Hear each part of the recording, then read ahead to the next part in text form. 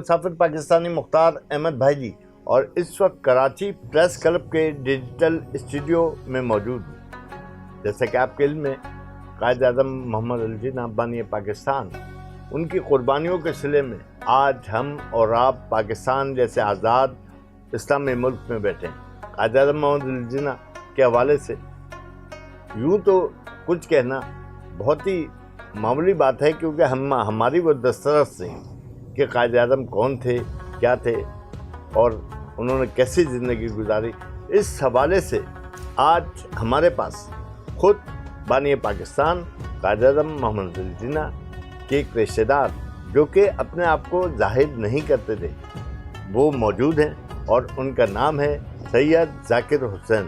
سید ذاکر حسین قائد اعظم کے رشتہ داروں میں ننیال کے رشتہ داروں سے تھے، لیکن آج تک انہوں نے کبھی کسی کو نہیں بتایا۔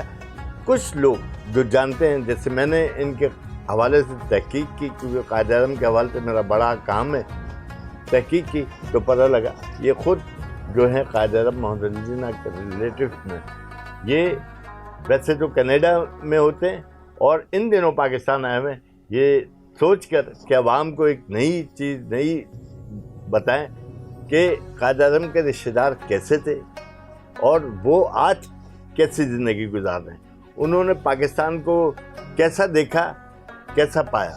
اس حوالے سے گفتگو کرتے ہیں سید ذاکر حسین صاحب سے۔ تو ذاکر بھائی، ماشاءاللہ، ویلکم پاکستان، بہت شکریہ، ویلکم کراچی پریس کلب۔ السلام علیکم۔ اور آپ نے بڑا آپ کا پوشیدہ رکھا ہوا ہے اس بات کو، کسی کو پتہ ہی نہیں ہے کہ آپ قائد اعظم محمد علی جناح کے ریلیٹیوز میں شامل ہیں اور انہی کی اصولوں پہ زندگی گزار رہے ہیں۔ تو آج میرا سب سے پہلا سوال یہ ہوگا کہ آپ بڑی مشکلوں سے مانتے ہیں کہ آپ قائد اعظم کے رشتہ دار ہیں، تو مجھے بتائیے گا کہ آپ ان کے ننیال سے ہیں یا دتیال سے؟ ننیال سائڈ سے۔ اچھا، میری ننیال سائڈ سے۔ اچھا، آپ کی رشتہ داری بنتی ہے، آپ پہلے وزیر مینشن وغیرہ جو ہے، کہا جاتا ہے کہ جھرک میں پیدا ہوئے، کچھ لوگ کہتے ہیں کہ جناب کراچی وزیر مینشن میں پیدا ہوئے، تو اس حوالے سے آپ کی کیا معلومات ہے؟ میں ظاہر یہ سوال کا مجھے ایگزیکٹ تو نہیں میں بتا سکوں گا، مگر اس وقت جو ہے جھرک کراچی کا حصہ سمجھا جاتا تھا، کراچی ڈسٹرکٹ کا، تو یہ عین ممکن ہے کہ جھرک میں پیدا ہوئے ہوں، مگر چونکہ اس کا کوئی ایسا کوئی نوٹ وردی جگہ شاید نہ ہو، تو انہوں نے اپنے حساب سے یہ کہا کہ جی کراچی میں، مگر یہ میں 100% نہیں کہہ سکتا، میرا اپنا یہ ہے۔ آپ قائد اعظم محمد علی جناح کے ریلیٹیو میں شامل ہیں، آپ یہ فرمائیے گا کہ کبھی آپ جھرک گئے؟ میرا جانا نہیں، مگر انشاءاللہ ضرور جاؤں۔ اس حوالے سے آپ کے بڑے وہ کیا کہتے ہیں؟ اس بارے میں بات نہیں، کیونکہ جب ہم ذرا بڑے ہوئے تو ہمارے جو یعنی دادی وغیرہ سب کا انتقال ہو چکا تھا، تو اس بارے میں کبھی ڈسکشن نہیں ہوا۔ یہ اس وقت اتنا ایشو نہیں تھا، جب ابھی پتہ لگا کہ 10-1 سال پہلے مجھے یہ پتہ لگا کہ جی جھرک کا بھی اور کراچی کا بھی ایشو ہے، تو پھر میں نے اس کو اس طرح ریکنسائل کیا کہ اس وقت جس طرح دادو بھی حیدرآباد ڈسٹرکٹ میں آتا تھا یا ڈویژن میں آتا تھا، تو ہو سکتا ہے اس طرح کی کوئی سچویشن ہو۔ بہرحال سب سے بڑی بات یہ ہے، چاہے وہ جھرک میں ہوئے یا کراچی میں، یہ شرف کراچی اور سندھ کو حاصل ہے کہ سندھ باب الاسلام بھی ہے، اور اگر میں یہ کہوں اپنی طرف سے کہ باب الپاکستان بھی ہے تو غلط نہ ہوگا، اور ہمیں اس بات پہ فخر ہے کہ ہم نے پاکستان موومنٹ میں سندھ کا ایک کردار، بڑا اہم کردار رہا ہے، اور ظاہر بنگال کا بھی رہا ہے، ہم اس کو اگنور نہیں کر سکتے، کیونکہ مسلم لیگ کی فارمیشن بنگال سے ہوئی، تو ہم اپنے بنگال کے بھائیوں کو ہرگز فراموش نہیں کر سکتے۔ قائد اعظم محمد علی جناح کے حوالے سے یہ بھی ہے کہ انہوں نے کبھی اپنے رشتہ داروں کو اون نہیں کرتے تھے، خاص طور پہ نتھو بھائی کا ذکر ہے کہ نتھو بھائی نے کہیں بردر آف قائد اعظم جو ہے وزٹنگ کارڈ چھپایا، تو انہوں نے کہا یہ وہ کیا واقعہ ہے؟ ہاں، وہ شاید احمد بھائی تھے، ایک مرتبہ انہوں نے وزٹنگ کارڈ چھپایا برادر آف گورنر جنرل، اور انہوں نے گورنر جنرل میں وہ کارڈ پیش کیا، تو جب قائد اعظم صاحب کو پتہ لگا تو انہوں نے کہا I don't want to see this man again in governor general house, کیونکہ وہ میریٹوکریسی میں بلیو کرتے، وہ اس طرح کے اقربا پروری کی چیزیں کو حمایت نہیں، وہ مانتے نہیں تھے، ان چیزوں کو بلیو نہیں کرتے تھے. وہ کہتے جو بھی ہوگا میرٹ پہ ہوگا، آپ کی ریلیشن شپ پہ نہیں ہوگا، کرونیزم پہ نہیں ہوگا، آپ کے اٹیچمنٹ سے نہیں ہوگا. If you can't survive on merit you shouldn't be there. Quaid Azam محمد علی جناح بڑے باوصول شخص تھے اور انہیں باقاعدہ فارمیٹ طے کر رکھا تھا. یہ آپ بتائیے گا کہ آپ جو ہے قائد اعظم کے جو اقوال ہیں، کام اور کام، یا دوسرے جو ہے ان کی جو زندگی تھی، اس میں کن چیزوں کو آپ نے اپنے شامل کیا اپنی زندگی سے؟ میں اتنا قابل نہیں ہوں، مگر یہ ہے کہ آف کورس ان کے جو اصول تھے، ان کے جو وہ بہت ہی شاندار تھے. وہ وقت کا خیال رکھتے تھے. میں ویسے عام طور پہ کہتے ہیں ٹائم مینجمنٹ، مگر میں یہ سمجھتا ہوں کہ اپنے آپ کو مینیج کرنا کہ اس ٹائم پہ چیزیں کریں گے، کیونکہ ٹائم پہ آپ نہیں کریں گے تو اس کے بعد کرنے کا کوئی فائدہ نہیں ہوتا، حاصل کچھ نہیں ہوتا. اگر یہ وقت پہ کام نہ ہوتا تو پاکستان نہ بنتا. یہی کوششیں اس سے دگنی ہوتی 47 کے بعد تو آپ کو کچھ حاصل نہ ہوتا. تو اپنے آپ کو اس طرح مینیج کریں کہ ٹائم پہ وہ چیز ڈیلیور ہو جائے. That is the most important thing میرے نزدیک. آپ اس وقت کینیڈا میں مقیم ہیں. کینیڈا اور پاکستان میں آپ کیا ڈفرینسز دیکھتے ہیں؟ کوئی ڈفرینس نہیں ہے. ہمارے لوگ بھی بہت اچھے ہیں، بہت پیارے ہیں. ہمیں جو تھوڑی سی کمی میں محسوس کرتا ہوں، تھوڑا ہمیں ڈسپلن ہونا چاہیے، تھوڑا ہمیں لا کو ماننا چاہیے، لا کے حساب سے تھوڑا لا کو اوبے کرنا چاہیے.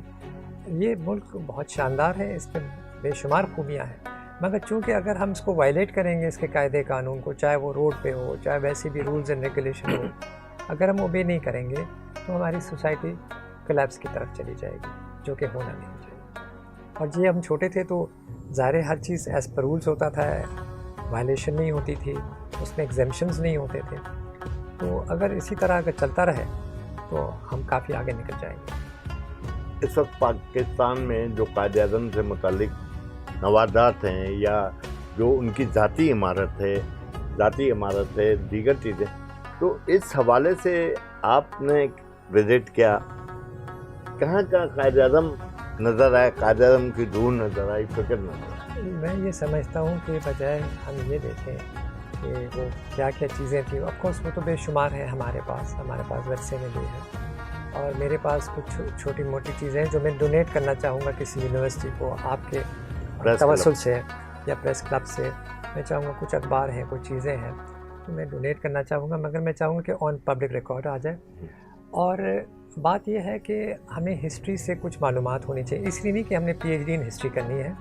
جو قومیں اپنے تاریخ بھول جاتی ہیں وہ ان کا حال اور مستقبل اچھا نہیں ہوتا. جیسے چائنا میں انہوں نے انگریزوں نے بڑا ان کو وہ کیا، فورس کیا کہ وہ افیم کھائیں. 100 سال کا وہ ایک پیریڈ تھا. انہوں نے اس پہ لکھ دیا سینچری آف ہیوملیشن، اور انہوں نے یہ قسم کھائی، یہ عہد کیا کہ دوبارہ یہ نہیں ہوگا. اور ہم نے بہت سارا اپنا دیکھا ہے کہ اسپین میں ہماری حکومتیں چلی گئیں اور سلطنت عثمانیہ چلی گئی، مگر ابھی تک ہم نے اس سے وہ سبق حاصل نہیں کیا کہ مزید ہم چھوٹے چھوٹے شہروں میں نہ بڑھ جائیں، چھوٹے چھوٹے دیہاتوں میں نہ بڑھ جائیں. وہ ہمیں اپنی انٹیگریٹی، اپنی ٹیریٹوریل انٹیگریٹی، ہماری جو سرحدیں ہیں ان کی حفاظت کرنا چاہیے، اس کو پریزرو کرنا چاہیے، اور اس پہ کمپرومائز نہیں کرنا چاہیے. ہمیں یونٹی ہونا چاہیے، کیونکہ جیسے اگر ہم نہیں کمپرومائز کریں گے، آپس میں لڑتے رہیں گے تو ہم چھوٹے چھوٹے دیہاتوں ڈسٹرکٹس میں بڑھ جائیں گے اور دوسروں کو ہم سے ایڈوانٹیج لینے کا بہت آسان ہو جائے گا. جس طرح پورے عرب پیننسولا پہ ہیں، پہلے سب سلطنت عثمانیہ میں تھے، اب آپ دیکھیں چھوٹے چھوٹے بن گئے. پھر دوسروں کو آپ کے ساتھ کھیلنے میں، مینوور کرنے میں، مینوپولیٹ کرنے میں آسانی ہوتی ہے. تو خدارہ میری ہم سب سے یہ اپیل ہے کہ ہم یکجا ہو جائے، ایک قوم ہو جائے اور متحد ہو جائے. آپ کیا سمجھتے ہیں کہ پاکستان قائد اعظم محمد علی جناح نے کلمے کے نام پہ بنایا، لا الہ الا اللہ، کیا پاکستان اب بھی اسی ڈگر پہ چل رہا ہے یا ہٹا ہے؟ دیکھیں، یہ سب سے بڑا وجہ یہ تھی کہ 1901 میں انگریز نے ایک سینسس کیا تھا، اور وہ سینسس 1909 میں ریلیز ہوا. اس کا میں آپ کو سلائڈ بھی دے دوں گا. انہیں یہ دیکھا کہ جی کتنے % مسلمان کہاں کہاں ہے. تو ہمیں اس لیے یہ بہت ضروری تھا کہ ہم اپنے اکنامک اور ریلیجس رائٹس کو آزادی کے ساتھ ان کو آبزرو کر سکیں, ہم اس کو ایکسرسائز کر سکیں. مگر ہمارا مقصد یہ نہیں تھا کہ ہم کسی سے دشمنیاں لیں. اس ملک میں جو بھی عوام ہے وہ ساری ہماری رعایا ہے, چاہے وہ مسلمان ہو یا نہ ہو, اس سے کوئی فرق نہیں پڑا. ہمیں ان کو رسپیکٹ کرنا ہے, ان کے عقیدوں کو رسپیکٹ کرنا ہے. آپ کو پتہ ہے ہمارا سب سے پہلا جو لا منسٹر تھا وہ ایک دلت کمیونٹی سے تھا. ہمارے جو ایئر فورس کے جو مینٹیننس کے جو چیف تھے وہ ایک پولش تھے, پولش ایئر فورس کے آدمی تھے. تو ہمیں ہر ایک کو رسپیکٹ کرنا ہے, ہمیں سب کو ساتھ لے کر چلنا ہے. ہمیں اس ملک میں کوئی اختلاف چاہے لسانی چاہے مذہبی فریقے پہ نہیں کرنا ہے. قائد اعظم اور فاطمہ جناح سے جب بھی پوچھا گیا کہ آپ کون ہیں, شیعہ ہے یا سنی ہے, انہیں اس بات کا ہرگز کبھی جواب نہ دیا. ان کو سمجھ آ گئی کہ یہ ایک ٹریپ ہے. انہوں نے کہا جی ہم مسلمان ہیں, اور لہٰذا اس بٹوارے میں جب ہم یہ اپنے شناخت بناتے ہیں تو اگلے کو مینپولیٹ کرنے کا آپ کو آسانی سے کر پاتے ہیں. لہٰذا خدا را یہ بھول جائیے کہ آپ کون ہیں, کہ آپ بس یہ ہے کہ پاکستانی ہیں. ابھی افغانستان کے شاید حالات مختلف ہوں, مگر 21 سال پہلے تک میں خود دیکھا, ان سے ملا ہوں, وہ کبھی نہیں کہ وہاں 26 صوبے ہیں, وہ کبھی نہیں کہتے ہیں کہ ہم تاجک ہیں, ہم ہزارہ ہیں, ہم ازبیک ہیں, ہم پشتون ہیں, ہم جو بھی ہیں. وہ انہوں نے ہمیشہ کہا کہ جی ہم افغان ہیں. اور خدا را اس بات کو اپنا لیجئے, ان باتوں کو بھول جائیے, آپس میں دل بڑے کر لیں, ایک دوسرے کی عزت کریں, احترام کریں, ان کو سب کو ایک سمجھیں.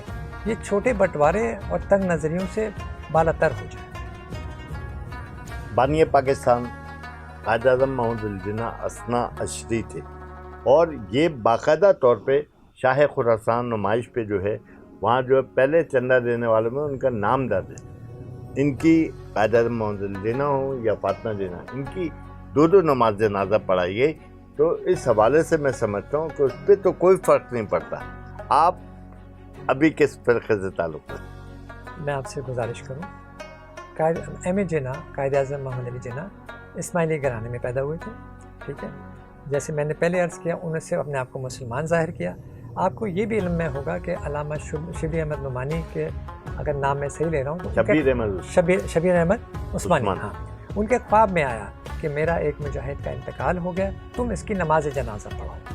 اور شبیر احمد عثمانی صاحب سنی تھے, اور وہ کبھی بھی قائد اعظم نے اس بات پہ اپنے خاندان میں یا باہر اس کی پرچار نہیں کیے. انہیں صرف یہ کہا کہ میں مسلمان ہوں. اور جب تک ہمارے لیڈران اور ہم اس بات پہ متفق رہیں گے, ہم جب چھوٹے تھے میں نے دیکھا ہے کہ مسجدوں میں شیعہ سنی ایک ہی مسجد میں نماز پڑھتے تھے, اور جب شیعہ حضرات کو ماتم کرنی تھی باہر سیل میں چلے جاتے. آج ہم کیوں نہیں کر سکتے؟ آپ نے اپنے دل اتنے تنگ کیوں کر لیے؟ اب تو ہم سنی فرقے بھی بتاتے ہیں, شیعہ تو فرقہ کبھی ذکر ہو جاتا ہے, پر یہ فرقے کہاں سے؟ پہلے تو یہ نہیں تھا, یا جو بھی پہلے محرم کی جو پروسیشن نکلتے تھے اس میں شیعہ سنی ساتھ نکلتے تھے. آپ نکلیں یا نہ نکلیں, مگر خدا را اس بات کا تفرقہ نہ بنائیں, اس بات پہ ڈیوائیڈ نہ ہو جائے. سر, بانی پاکستان قائد اعظم محمد علی جناح جو ہے آج جو ہے پاکستان میں ہم نے یہ دیکھا, وزیر مینشن ہو یا قائد اعظم ہو یا یہ قائد اعظم ہاؤس ہو یا کوئی دوسری عمارت, یہ قائد اعظم کی ذاتی پراپرٹی. آپ کیا سمجھتے ہیں کہ حکومت صحیح طریقے سے ان کے ورثوں کی, ان کے نوادرات کی حفاظت کر رہی ہے یا اس میں وہ ناکام ہو چکی ہے؟ دیکھیں, اس بارے میں کوئی میں بیان نہیں دے سکتا, مگر قائد اعظم نے کوئی دولت جمع نہیں کی. اگر وہ دولت جمع کرنا چاہتے تو ان کو ایک سر کا خطاب مل رہا تھا, نائٹ کا خطاب مل رہا تھا.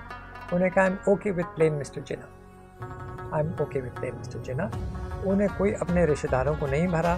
آپ کبھی نہیں دیکھیں گے ان کے رشتہ دار بڑی بڑی گاڑیوں میں یا بڑی بڑی جائیداد یا جاگیروں پہ بیٹھے, ایسا کچھ نہیں ہے.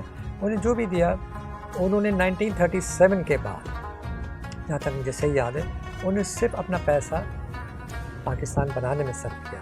محترمہ فاطمہ جناح ایک ڈینٹسٹ تھی, مگر انہوں نے کبھی یہ نہیں سوچا کہ میں اپنے بھائی کے ٹیتھ کا خیال کروں یا دانتوں کا خیال کروں. انہوں نے کوئی پریکٹس نہیں کی. انہوں نے مشن پاکستان کر دیا. مشن پاکستان ان کے ذہنوں پہ تھا. قائد اعظم کو ٹیوبرکلوسس تھے. ڈاکٹر پٹیل نے دیکھا کہ ان کے لنگس میں 2 پنگ پونگ جتنے بال جتنے सुराग थे, उन्हें इस बात की परवाह ना की। और कई मरतबा ये होता था कि जब वो पाकिस्तान आए तो उनसे जहाज़ से उतरा भी नहीं जा रहा था। तो जो बाद में गवर्नर बने हमारे एहसन साहब, जो नेवी के थे, शायद एडमिरल भी बने, तो उन्हें कहा कि सर मैं आपको अपने हाथ पे ले चलूं? तो उसने कहा नहीं, आवाम के सामने मैं कोई कमज़ोरी का इजहार नहीं करता। और कभी कभार तो ये है कि इतनी कमज़ोरी उनसे बात नहीं किया जाता। वो ट्रेन से आ रहे थे कराची और उनकी तबीयत इतनी ख़राब थी कि गाड़ी में आए, मगर जब वो आए उन्हें कभी इजहार नहीं किया। आप क्या खाते हैं, क्या पीते हैं, इसका कोई मायने नहीं रखते, आप अगले को किस तरह नज़र आते हैं ये इम्पोर्टेंट है। मैं एक छोटी सी बात करूँगा, थोड़ा सा आउट ऑफ कंटेक्स्ट है, मगर ये आपको बात है। इज़राइल में एक मतलब ऐसा है कि खाने के पैसे, और वो जो लेडी थी उनकी, वो थी उनकी प्राइम मिनिस्टर थी, तो उन्होंने कहा कि जी हमारे पास बटर नहीं है, जैम नहीं है, ये नहीं है। वो यूक्रेनियन लेडी थी, नाम मेरे जहन में इस वक्त नहीं आ रहा, गोल्डा मेयर थी। तो उन्होंने कहा जी आप घर में क्या खाते हैं कोई नहीं देखेगा, आपके पास असला क्या है वो हर कोई देखेगा, आप किस तरह पेश आते हैं वो आवाम की नज़रों में आएगा। तो इन चीज़ों पे ना जाएं, इन छोटी चीज़ों पे ना जाएं। आपका मुल्क बाहर कैसे नज़र आता है और लोग किस तरह देखते हैं, किस तरह परसीव करते हैं, ये आपके लिए इम्पोर्टेंट है और इसको आप मजबूत कीजिए। आप कितने % कायद-ए-आज़म मोहम्मद जिन्ना के फरमूदात पर अमल पैरा हैं? मैं तो शायद बहुत ही नालायक हूँ, मैं स्टूडेंट, मगर मैं चाह रहा हूँ कि दिन ब दिन उनकी तरह बनना चाह रहा हूँ, अपने आप को इम्प्रूव करना चाह रहा हूँ। हालांकि अब मेरी भी उम्र काफ़ी है, पर अपने आप को इम्प्रूव करना चाह रहा हूँ और मैं चाह रहा हूँ कि हम सब इम्प्रूव करें। देखें, सबसे बड़ा प्रॉब्लम पता है क्या है? डेवलपमेंट जब तक नहीं होता जब तक आप अपनी जहनियत ना बदलें, एटीट्यूड ना बदलें।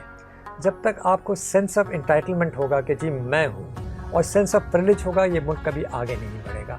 एक दूसरे के लिए दिल बड़ा करें, अगर कोई जा रहा है दरवाजे में एक आदमी गुंजाइश तो अगले को चांस दें। जब तक अपना एटीट्यूड चेंज नहीं करेंगे, एक दूसरे से नरम वो नहीं रखेंगे, ये कभी हम आगे नहीं बढ़ेंगे। लिहाजा हम सबको चेंज करें। पाकिस्तानियों के लिए दिए गए पैगाम में क्या कहेंगे, क्या पैगाम देंगे आप पाकिस्तान? मैं तो ये कहूँगा कि किसी तरह इसको डेवलप करें, अपनी नस्लों को ऐसे सब्जेक्ट्स ना पढ़ाएं जिसके आगे नौकरी ना हो। जैसे एमए अरेबिक बहुत अच्छी चीज़ है, एमए फ़ारसी बहुत शानदार चीज़ है, मगर ये देखें उसमें कितने लोगों की खपत है, 10 लोगों की, 20 लोगों की। अगर आप सारे पढ़ रहे हैं एमए इंग्लिश, एमए फ़ारसी, आप देखें उसके आगे जॉब्स भी हैं कि नहीं। अगर आपके पास मास्टर्स हैं और जॉब नहीं है तो वो उनके दिल में जो है ना सेंस ऑफ इन्फीरियरिटी कॉम्प्लेक्स हो जाएगा। इससे बेहतर आप उनको एयर कंडीशनिंग सिखाएं, आप उनको कारपेंट्री सिखाएं, आप उनको हेयर कटिंग सिखाएं। और बेशक आपको ये छोटे लगते हैं, मगर ये इससे बहुत उनको फ़र्क पड़ता है। वो अपना रोज़गार कमा सकते हैं। वो अपने जब रोज़गार कमाते हैं तो आपको कॉन्फिडेंस होता है कि मैं अपने ख़ानदान का ख्याल कर सकता हूँ और उनकी सरपरस्ती कर सकता हूँ, उनको पढ़ा सकता हूँ। देखिए बहुत सारे बच्चे हम पैदा कर लें और अगर हमको ना पढ़ा सके तो हमने नस्ल ज़ाया कर दी। हम 2-4 बच्चे पैदा करें और उनको सही तरह इक्विप करें तो हमने यूटिलाइज़ कर लिया, बनस्बत हम 8-10 बच्चे हों और किसी को कुछ ना पढ़े और हम जो मेरा लेवल है उससे भी नीचे चले जाएं, दैट मीन्स हम उनके साथ जस्टिस नहीं कर रहे हैं। हम उनको ऐसे नहीं कि वो अपने पैरों पे खड़ा है। ये थे कायद-ए-आज़म मोहम्मद जिन्ना के रिश्तेदार सैयद ज़ाकिर हुसैन साहब, जिन्हें हमने बड़ी मुश्किलों से ढूंढ के निकाला और शवाहिद की बुनियाद पर आज यहाँ कराची प्रेस क्लब पे आए और इनका सिंपल इंटरव्यू चल रहा है। इसके साथ ही मुझे और ज़ाकिर हुसैन साहब को दीजिए इजाज़त। अल्लाह हाफ़िज़।